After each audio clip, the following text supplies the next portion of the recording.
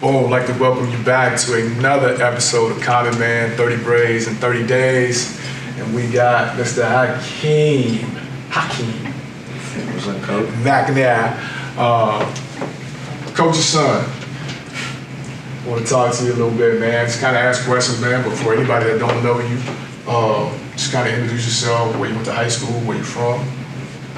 My name is Akeem McNair. I went to Collins High School in College, Mississippi. And I came here and majored in animal science. And I just graduated in 3 years with my... Oh man, you taking everything I got.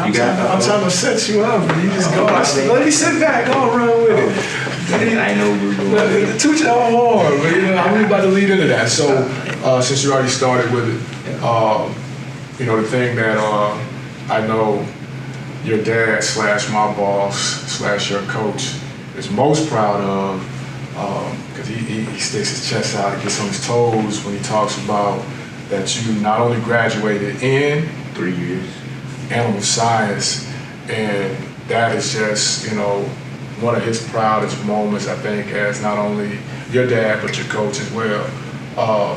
Talk a little bit about, I guess, what led you to animal science.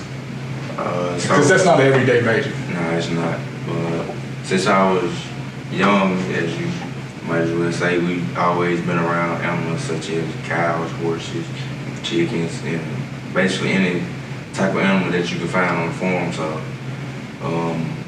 farming was very big in our family, so we always had to use tractors, feed the animals all in the field. So I just kept that going for myself since I knew a lot about it. So what do you plan to do? What do you plan to do with that animal science degree? I guess what areas can you take it, and where do you want to take it? I actually took it as being a cattle farmer. So right before I left high school and before my freshman year, I actually got an LLC for my own farm. Oh. In which I was going to do cattle, I think vegetation, as far as like gardens and stuff, and I think chicken houses. Okay. So you got your own LLC? Yeah. What's the name of it? Chemo Farms. Chemo Farms. Chemo Farms. Okay. That's big time. So has Chemo Farms did any business, or we just waiting? We just waiting on the last couple of things we have to get together before we can actually start. So with that being said, now that you'll be entering into your master's, what is your master's going to fall under? Agronomy. Okay, so we learned agronomy last time was the study of soil? Okay. So you and Tim, y'all gonna work together, or how that's gonna go? Yes, sir. You and your cousin, y'all gonna work together? Yeah, he gonna pretty much, he'll most likely show me the ropes of the first year or something he already went through, so he'll help me out with that a lot, as he has already done since I started with the animal science. Okay.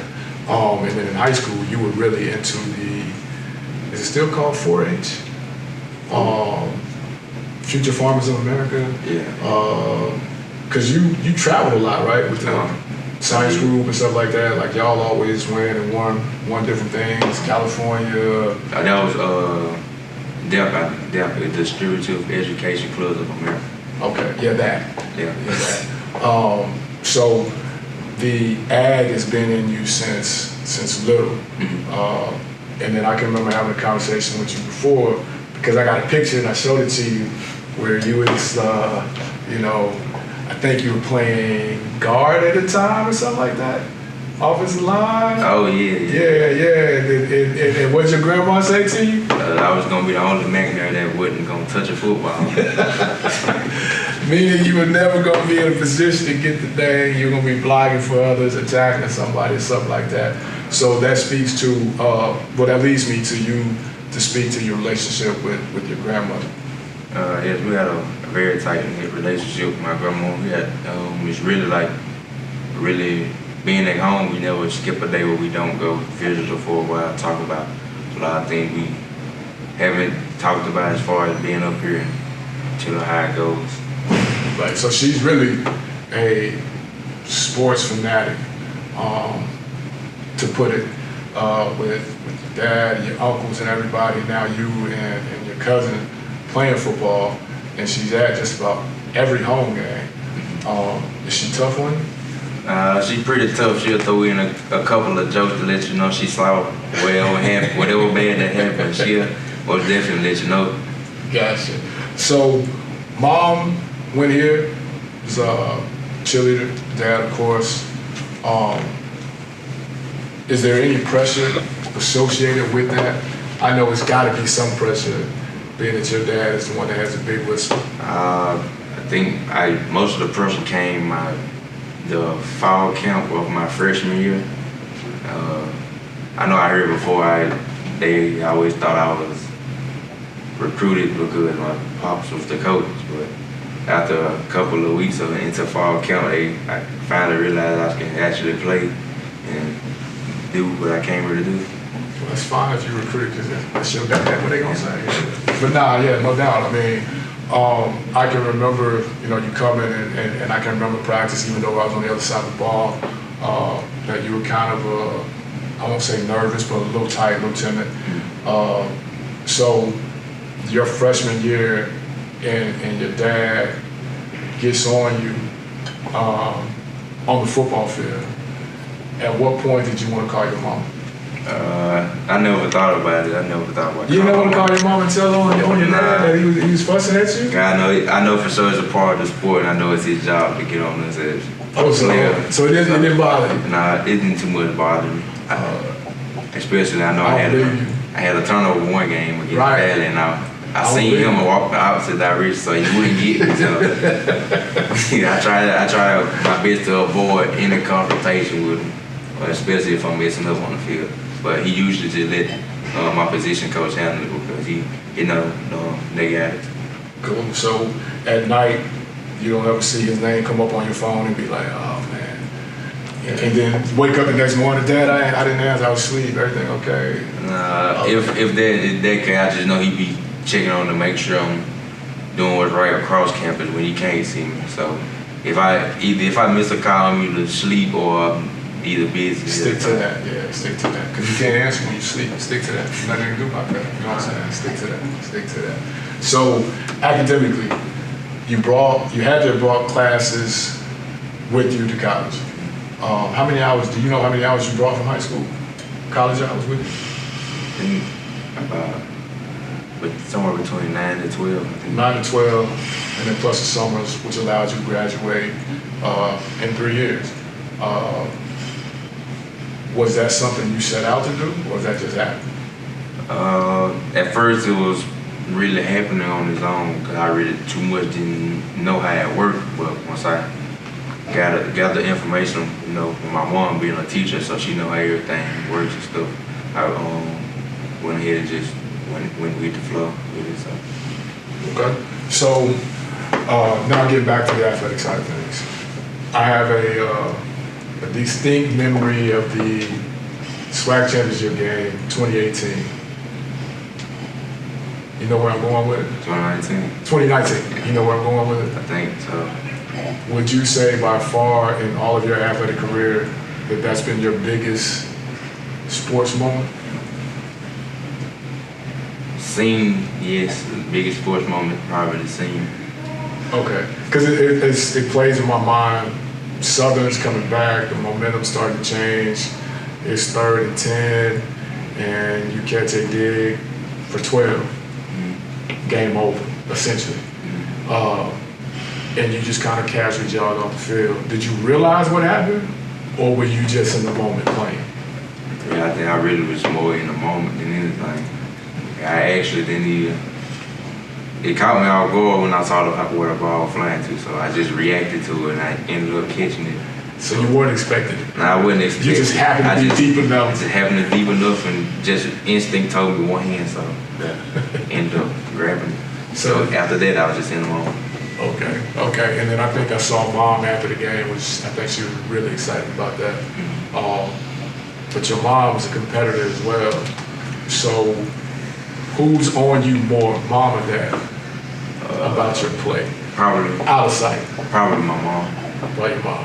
Yeah, she, I always ask her, am I doing what I need to be done to get enough or even get looks from the quarterback to get a chance to get the ball. So she always checks on me even when it's coming down to the weight room. She makes sure I'm have a good look, have a great day in the weight room or whatever we doing type of message everyone. So.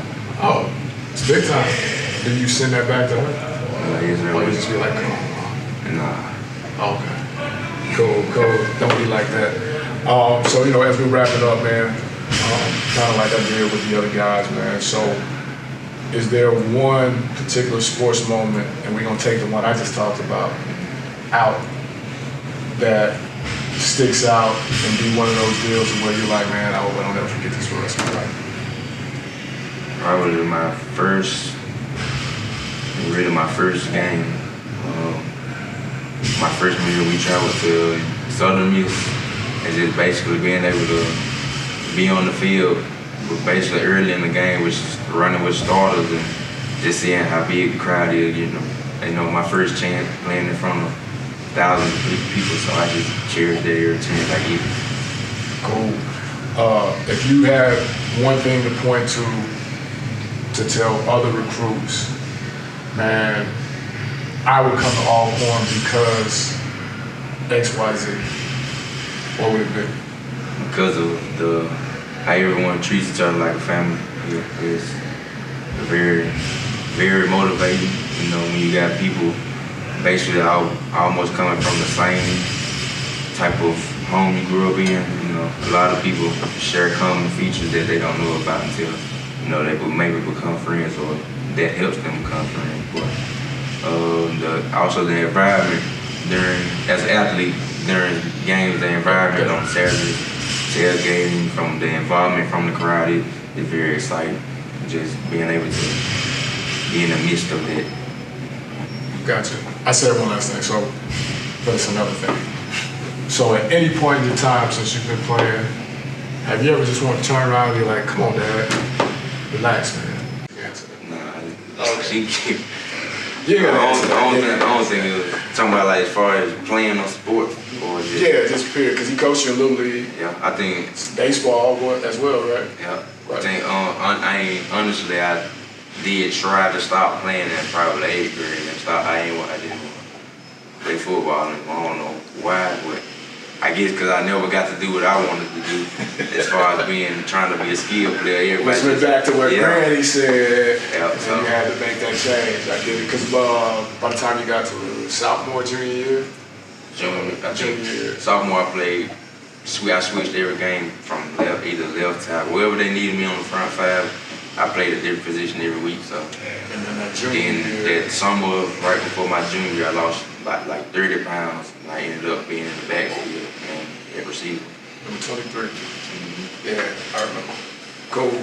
So, as we end it, you already know what it is.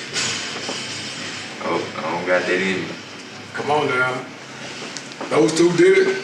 I know you can do it. In your own way. I don't got this type of background in me right now. Come on now, I know you got church background. We all got church background. What's our lip song in the choir?